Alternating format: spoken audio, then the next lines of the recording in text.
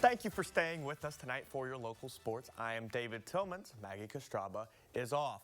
The Indianapolis Colts are less than 24 hours away from the start of training camp, and ahead of training camp, a few team personnel members spoke to the media, and that included General Manager Chris Ballard.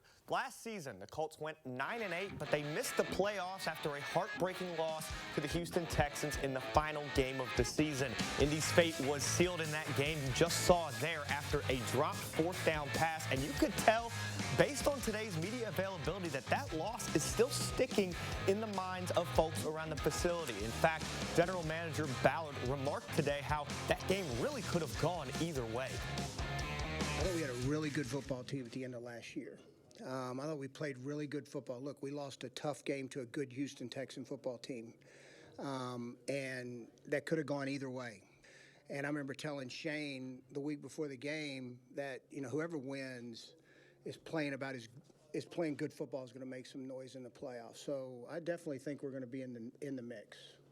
Now, based on that performance, Ballard would go on to say that this team this year has plenty of potential and they should be in the mix for a playoff spot. He also fielded several questions about quarterback Anthony Richardson. Now, despite limited playing time last year and resting this year on the final day of minicamp, Ballard dismissed any murmurs or concerns about injuries, and he says he expects Richardson to continue growing and learning in year 2.